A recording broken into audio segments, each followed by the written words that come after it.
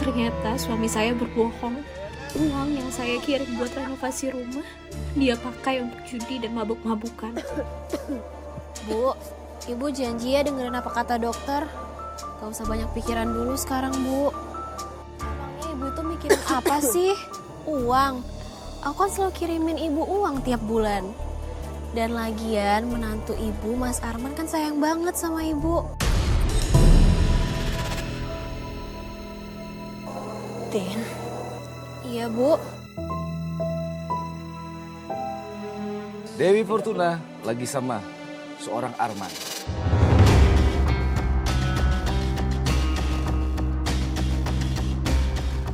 Ibu jangan ngomong macam-macam sama Tini ya. Dengar itu.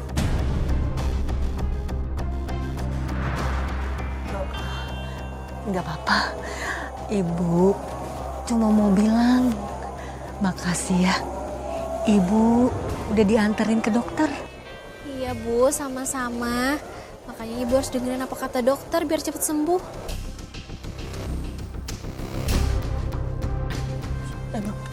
Ini Tin.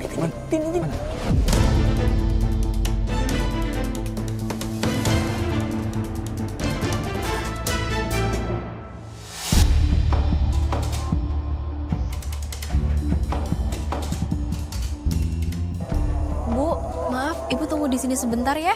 Jangan. Nggak usah. Nggak usah, kita langsung pulang aja, Tin. Sebentar ya, Bu, sebentar aja.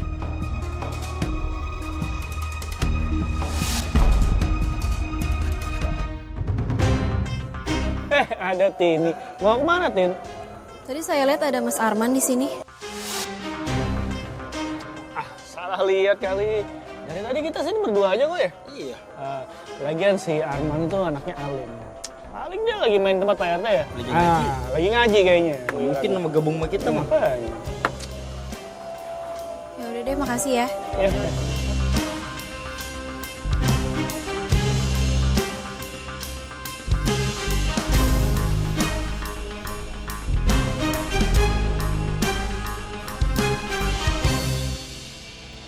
Tin.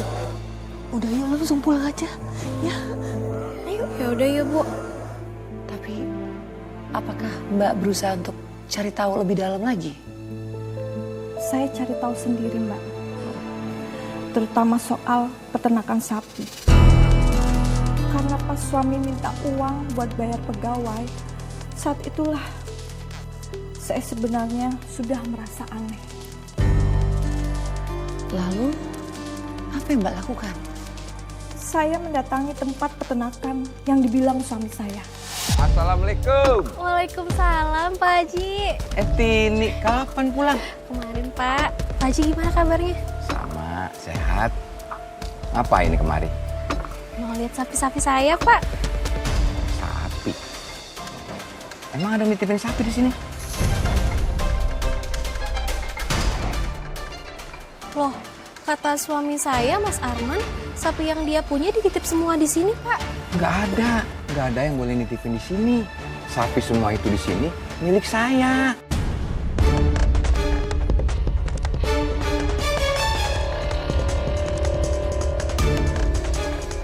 Ya udah, kalau begitu saya mau ada janji sama orang, ya. Assalamualaikum.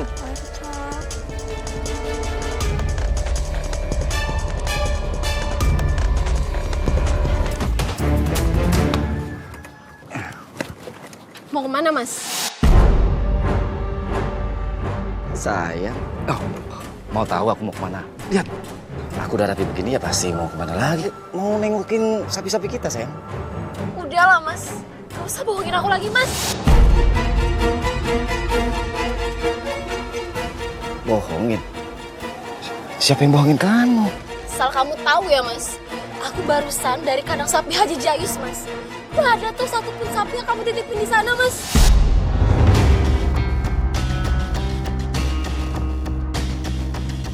Ternyata tega ya selama ini kamu bohongin aku, Mas. Uang yang kamu minta semalam 1 juta yang katanya buat bayar pegawai ternak sapi. Mana, Mas?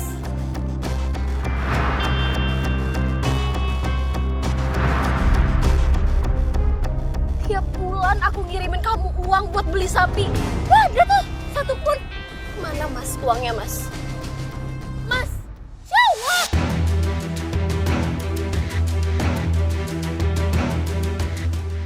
Aku pakai berobat untuk ibu kamu. Apa? Berobat kamu bilang? Kemarin kamu bilang berobat ibu pakai uang renovasi rumah. Sekarang kamu bilang dari uang ternak sapi. Bener yang mana, Mas? Oh, atau jangan-jangan selama ini omongan kamu itu bohong semuanya ke aku? Iya.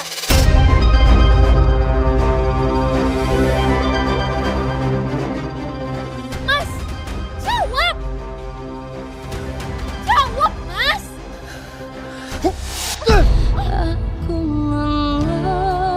Arman!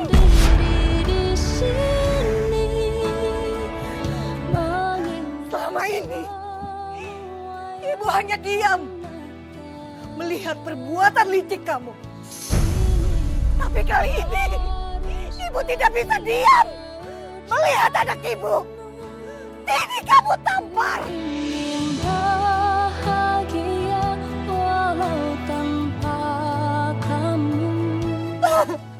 Ibu dan suami ibu tidak pernah berbuat kasar sama anak. Berani-beraninya kamu menampar anak ibu. Jadi gitu ibu sekarang? Ya, ibu udah kurusin, terus ibu nyalain aku. Ibu nggak tahu terima kasih sama aku. Mas Arman! Apa? Tolong jaga ya kata-kata kamu, Mas. Justru aku ngomong begini biar kamu tahu kelakuan ibu kamu.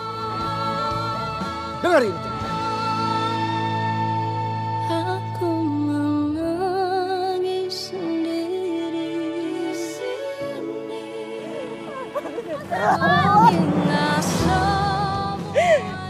Sabar ya. Ibu kenapa nggak bilang kalau selama ini nggak diurusin sama Mas Arman? Harusnya bilang sama Tini, Bu. Maaf. Ibu tidak mau kamu sedih dan kepikiran. Saya shock, Mbak. 5 tahun saya kirim gaji. Ternyata habis buat hal-hal seperti itu.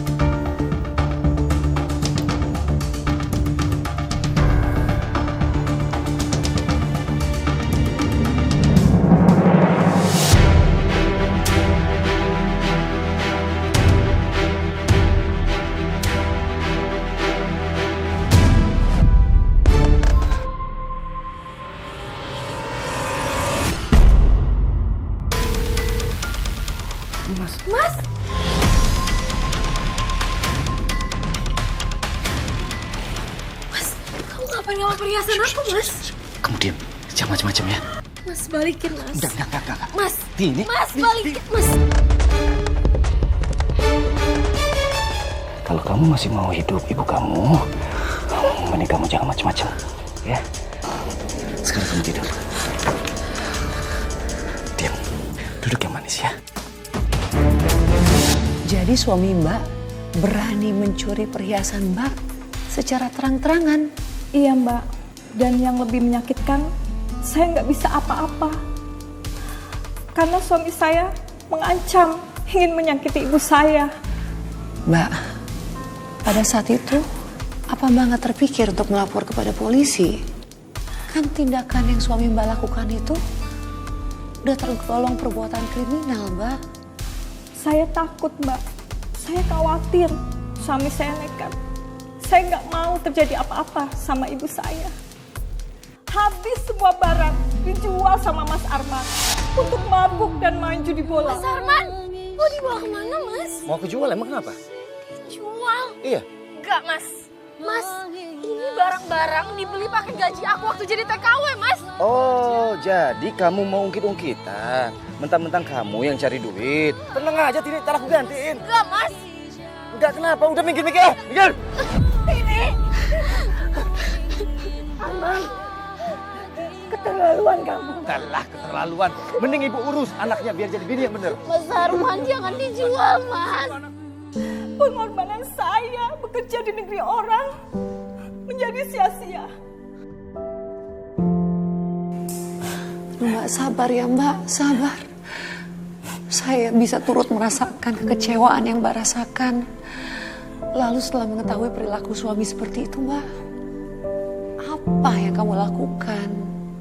Saya berusaha untuk sabar karena masalah saya dengan suami nggak mau jadi menambah beban pikiran ibu. Ya, saya paham. Pelik sekali ya, Mbak. Serba salah jadinya. Setelah Mas Arman menjual semua barang, dia nggak pulang, Mbak. Tapi saya sebagai istri, saya masih mencemaskan dia.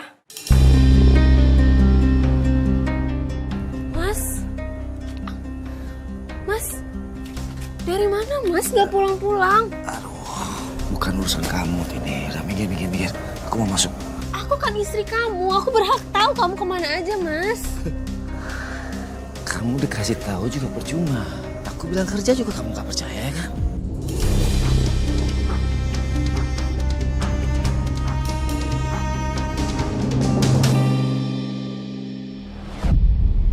Mbak Tini, kamu sabar banget ya. Walau kamu dijahatin oleh suami, kamu masih tetap bertahan. Sebenarnya saat itu saya sudah hampir menyerah, Mbak. Tapi nggak tahu kenapa saya masih tetap mempertahankan rumah tangga. Mungkin saat itu saya berpikir kalau suami saya bisa berubah. Dan apakah beneran Mbak dia berubah?